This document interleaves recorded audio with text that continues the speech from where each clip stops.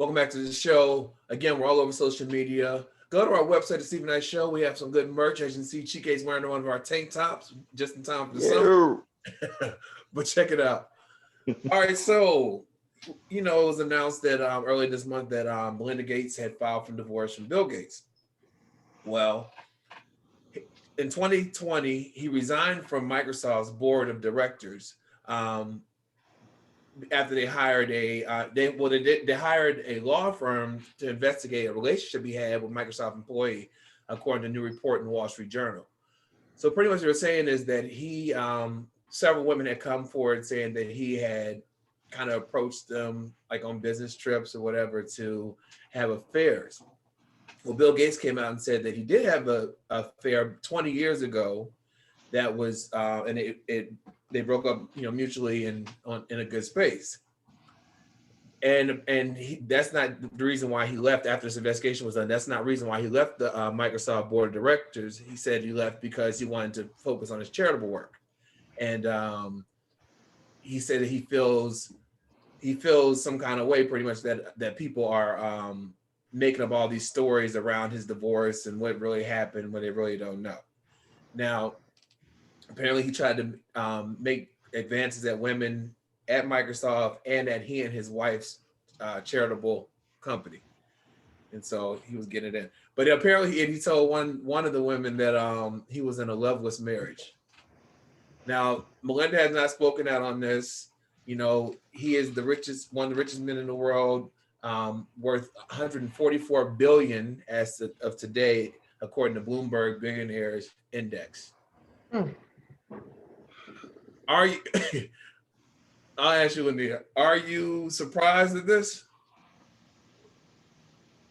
I mean, I don't see it only because it's Bill Gates, and when you see Bill Gates, it's like, do you really see Bill Gates like, yeah, girl, you know what I mean? Like, what are you gonna say? Let me tap on your keyboard. What are you gonna say?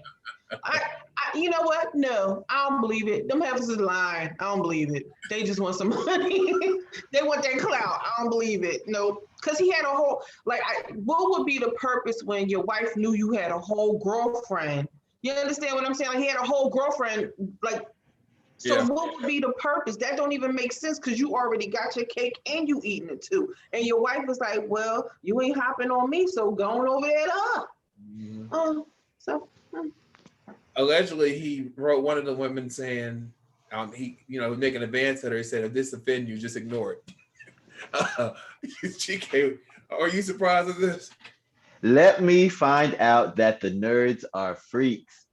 He's up in there freaking. Listen, that man got enough money to do what he want to do, and he's been doing it. He could do but it. all seriousness, again, it goes back to messy. It just doesn't look good. The optics of it's bad. And regardless of what the truth is, if he, him and his wife decided to end things before, anything else started, it doesn't look good. It looks messy. So to the public, Bill, you're a freak. Own it. Rock out with it. I guess you can have new swag after this divorce. You could become like a pimp or whatever. Just rock with it. Wendy Williams said women are safe anytime the nerds are cheating. Nayyir, what are your thoughts? I believe it. At the end of the day, he's a man. And I know a lot of men. So I kind of know how we move, He's powerful, he's rich. And, he could have a wife, he could have a woman on the side or a female friend as she was. And he could still want to attract, get other women. He could want younger women. He could want women who he thinks he can't get and try to get them, Yeah, I totally believe it. And I believe 5, 6, 7. Yeah, and I believe he's been successful too. There's a lot that we don't hear about and haven't heard about. Yep. He's one of the most powerful, richest, like she said, men in the world. So it could be somewhat of a game for him in some cases. And other than that, it's just what he wants, pure interest. And he pushes and tests the limits, Do you think his sex appeal stock is gonna go up? Watch. Well, I saw the memes where people were on there sliding his DMs on some, hey, big head. One of Linda saying, you up? But listen, but in all honesty, him and his wife have given so much to charity. You think if this is true, does that supersede or impact the charitable work he's done? No, the work. He's still done the work. I mean, they tried to do that with with the Reverend Martin Luther King. You know, because he was cheating and all that. They said he was cheating, but I mean, still, you can't. The reformation that he was building, you still can't take that away from him. You know, whether he cheated once, twice, or however many times they said he did, his work was work. Yeah, you know. I agree. All right. Well, Lamar Odom seems to be in a better place these days after recently ending his engagement with former fiancée Sabrina Parr. However, it appears that the good times have come to a halt, courtesy of his ex and the mother of his son, Lisa Morales. So, according to recent reports, she has filed a lawsuit against him due to his alleged failure to pay child support within the past year, causing her to face eviction. According to page 6, Morales is the mother of 2, and she is going the legal route, when it comes to getting alleged back child support from Lamar Odom. She recently filed documents in Manhattan Supreme Court claiming that Lamar completely stopped paying child support back in June 2020, and the landlords of the upscale Manhattan apartment are threatening to evict her and her children. Now, apparently, her rent is $5,125 a month, and she owes $50,000 in back rent. They also said that he stopped paying his $6,000 monthly child support in addition to the premium on a $9 million life insurance policy and additional money that he would spend for his son's college tuition. So he couldn't go to a 4-year college. He had to go back to a junior college. She is suing him for $78,000, and Lamar has yet to really respond. Chike, what do you think? It's a sad story, man. I feel sorry for the child. And this is a story that comes across way too often. We watch Lamar Odom crash and burn. We watch his star rise, we watch it fall. And it seems like every time that he gets caught up into something, it has something to do with a very beautiful, exotic looking female. It seems like just whenever he gets in that space, he does himself harm. And it's a shame because he was such a wonderful talent who self-sabotaged, and he crashed and burned. And exactly what does he do for money now? I know he's doing some boxing match against, the celebrity boxing they do. Yeah, that's not sustainable. And Nayyir, you can attest to this because Nayyir knows the business. He basically has done all the things that you do near the end when you're scrapping around for money. He's done all that. He's wrote a book. He's making appearances here and there. He's shaking hands, kissing babies. He's doing all that. What else is going to be left? He's not really an old man. He's fairly young. Yeah. And he became accustomed to living a lifestyle. You had children living that lifestyle. Those women were kept in that lifestyle.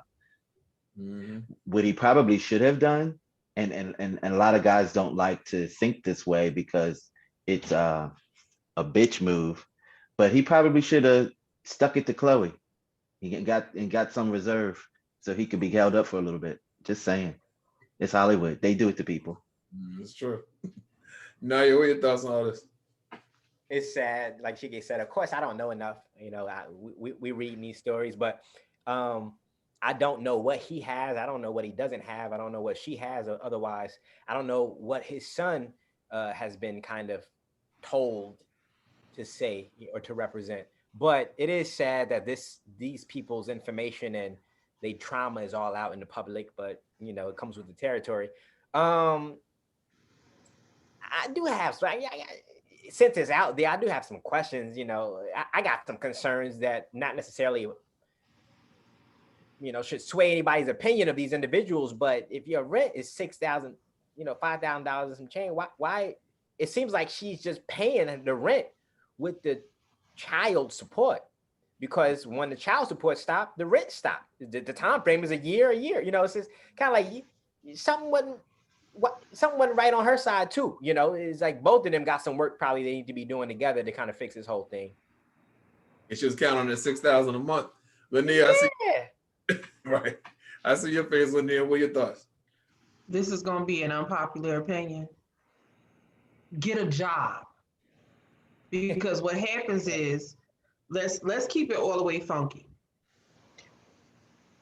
There's a certain type of woman who will look for a certain type of man, and a certain type of man that'll look for a certain type of woman. When those two collide, somebody trying to get knocked up so they can get a check, and somebody using his thing in the wrong way and getting in trouble and going to be stuck for the next 18 years. Yeah. And what happens is something like this. Let me explain something to you. You, ma'am, $50,000 in back rent?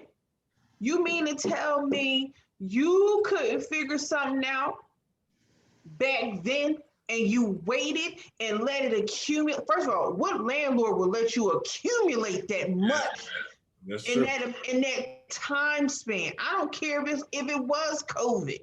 Mm-hmm. You know what I mean? Like there's a responsibility that you have to your children, not to the money, to them children. Mm-hmm. I don't know what your motives was, and it probably wasn't no good, but whatever. But you put yourself in that situation because you banking on this man, knowing that he out here and the stuff going on with him. Now, he looked like he was doing real good with Sabrina Parr. Yeah. So Sabrina had her own stuff back in the day, and she came up. Yeah. Like I seen her mugshot. You ever seen her mugshot compared to how she looked now? She had a bunch of mugshots. No, but I'm just saying, like she looks like she working out every day. She's gorgeous. Mm-hmm. You don't even know that that's her in the mugshot. I'm like, yo, who she killed? Right. Like, what she do? Right. So she understood, and I think she was trying to hold him accountable, and he wasn't trying to hear it. You know what I mean? Like, she's strong in her spot where she is now. Yeah. Him, not so much. So unfortunately, you know, I don't see where she's gonna get that money from, though. I think she need to get a job. And there's nothing wrong with community college. Right. I agree. Yeah, I mean, at this point, the child support ain't even for the child. You know what I mean? It wasn't. It probably never was. That was for her lifestyle. Right. I mean, the child is in school. Father should be helping the child out, but she just need to go figure out where she's gonna live, you know, and how she gonna support herself. She better go back to her mama's house. And she said that he would give his son money. Yeah. He would give him money. I mean, honestly, like on your average, I'm not saying every, but on your average, females, especially the younger ones, are using child support as like it was alimony. Ooh. Yeah. Yeah, it's true. It's a weapon. And let me go. Matter of fact, if you don't act right and give me what I want, I'm gonna run down to the man so he can dig all in your pockets. That's one of the main reasons most chicks will file for child support. It's not for the child. It's not for the child at all. Or let the man try to move on. I'm taking you down to child support. I'm taking you to child support. You and her and your new kid will not have a happy life, and I'm over here. I'm going to take you to child support. I'm going in your pockets. Yeah. Mm-hmm. And part of the issue is that most men won't fight it. You know what I mean? Like they won't fight for themselves or for their child. They'll just be like, whatever, I don't want no issues. But when you don't fight, it's not fair to your kids. Yeah. Because then it seems like she has the power. And I hate to say it's most women who are in that position when it comes to having a physical custody. And let me clarify something. Just because you had a baby, right? You don't have custody. The custody is with the state for all of us when we're born. You have to physically go to a court to have quote unquote custody of your child. I was a paralegal for 8 years. I'm just letting you know, just because you carried that baby don't mean you got physical custody because the child is living with you. If a judge ain't signed the order, ain't nobody got custody. Wow. Well, hopefully they worked it out. Well, let's get to our last story real quick. This is a crazy story. So this woman, 23-year-old single mother of two, she moved from Chicago to Dallas. And when she got there, her worst nightmare came true. So her name is Brianni Bonner, and she returned home, and her locks were changed. The maintenance man pulls up and tells her that she's going to jail because it's against the law for her to get into the apartment. This is according to the WFAA. Now, 80% of her stuff and her 4-year-old son belongings were thrown in the dumpster, including her medication for PTSD and anxiety. The rest of the items were unfortunately stolen. She said that she felt like everything was taken from her. Now, according to Brianni, management at the apartment complex made a mistake, was supposed to evict 1712, and they evicted her apartment of 1721. When she was allowed back in the apartment, everything was empty. Maintenance had repainted everything. According to her, the property only offered her $200 for her to recover her things, and this was Visa debit card. She said she felt depressed. She said she's trying to pay rent. She's trying to save up for school, and now she's having to start over again. Now she does have a GoFundMe account, which she raised over $25,000, which exceeded her $20,000 what she was looking to get.